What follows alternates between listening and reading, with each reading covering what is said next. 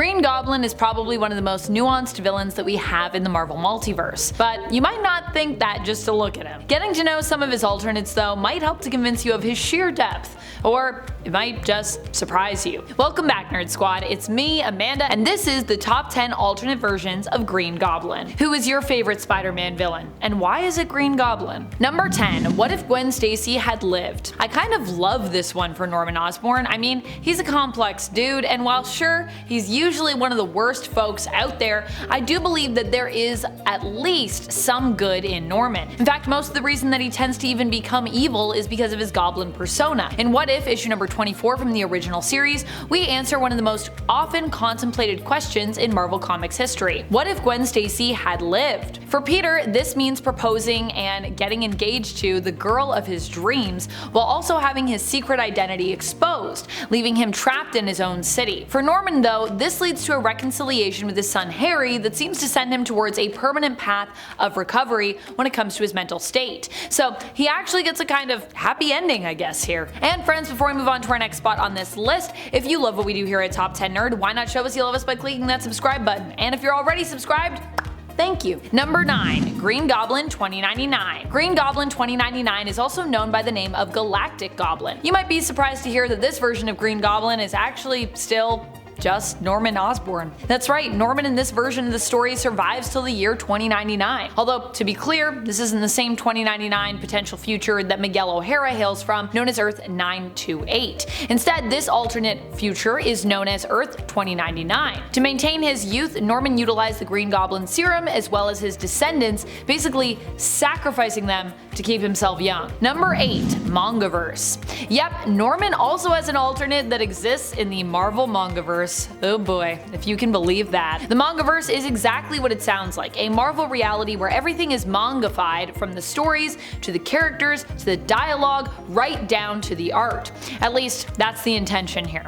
The Earth is known as Earth 2301. Norman Osborn here is still the head of Oscorp, but is also a leader of a group known as the Graffiti Ninja, who he uses to help him carry out his less than legal business in the world of crime. I'm not entirely sure, but I think this group is similar to the Shadow Clan in this universe, in that they are also, I think, a bunch of ninjas. They would also be attached to the mystical world through their connection to Norman as well, who in this reality possesses magic and magical abilities, basically acting as like a sorcerer. Green Goblin can also don his mask in this reality to summon demons, which also increases his power levels. Number 7. The Fairy Gob-Mother. Oh my goodness, I just love the whole design and idea behind this character, so cool. This version of Norman Osborn hails from the Edge of the Spider-Verse comic, which I already knew I needed to read and get caught up on, but now I definitely need to do that ASAP because this character just has me being like, I need to read this story. The Fairy Gob-Mother is known as Norma, and in her universe of Earth 423,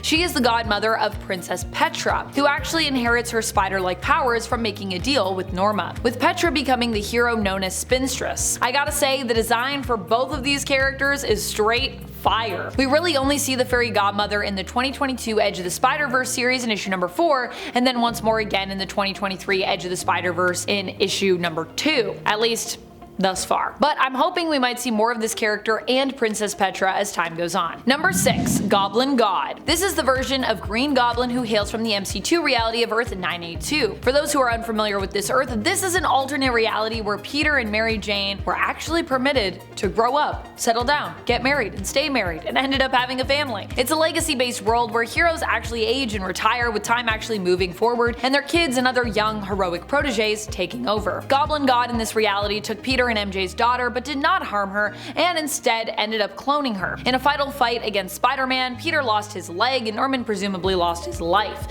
having been in the crossfire of one of his own pumpkin bombs. His grandson, Normie Osborn, goes on to become the new Green Goblin here, initially starting out as a villain, but quickly becoming sort of an ally and confidant to Spider-Man's daughter, May, who is also known as the hero Spider-Girl, and later as Spider-Woman. Number 5. Norrannosaurman. Norrannosaurman is the dinosaur version of Norman Osborn from Earth 66. That's right, he's got a dinosaur alternate. If you were curious to learn more about him, I would highly recommend checking out Edge of Spider-Verse issue number 1, where he made his first and only appearance. Norrannosaurman is of course a Tyrannosaurus Rex who enjoys preying on smaller, weaker dinos like Tarker, a pterodon. Man, who doesn't love dinosaur versions of characters? I know I do. Both Pater and Norrin were in the middle of a fight when they were struck by an alien spider-infested meteor which had fallen to Earth. The collision caused them to swap bodies and also left Ter, now in Norrin's body, with spider-like abilities and powers. Tragically, this one issue that Norrin appears in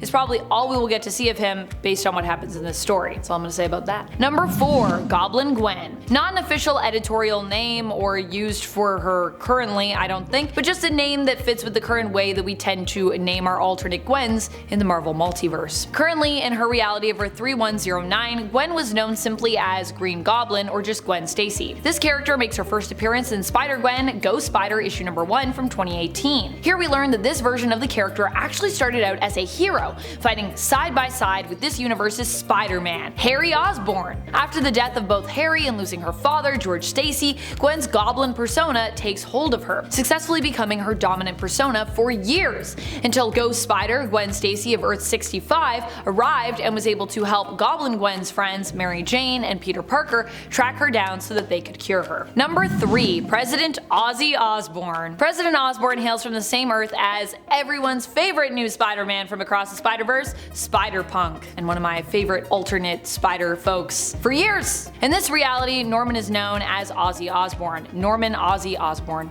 In this reality, his company Oscorp created Venom. Spider-Punk defeated him in the midst of a riot using some amps and an electric guitar. He really is the coolest, honestly. Despite the fact that it had seemed that Spider-Punk had pretty permanently, I'll say, defeated Osborn by, well, separating his head from his body, in reality, Norman still lived, but secretly ran the country from behind the scenes, letting everyone else believe he was really gone to help strengthen his position, as his demise had left him a martyr in the eyes of the people. President Osborn would return with a robotic body to fight against not just Spider-Punk, but also his fellow allies, Captain Anarchy, Riot Heart, and Kamala Khan. Number 2. Ultimate Green Goblin. Ultimate Green Goblin hails from the universe of Earth 1610, also known as the Ultimate Universe. Named after the line of comics it appeared in, which itself was named after the Ultimates, this universe's version of the Avengers team, although they also have an Avengers team as well, but that team is kind of more like DC's Suicide Squad in terms of makeup and purpose, so although it's named the Avengers, it's only really in name alone. In this universe, Green Goblin is a lot more physically intimidating, more beast-like or demonic in appearance,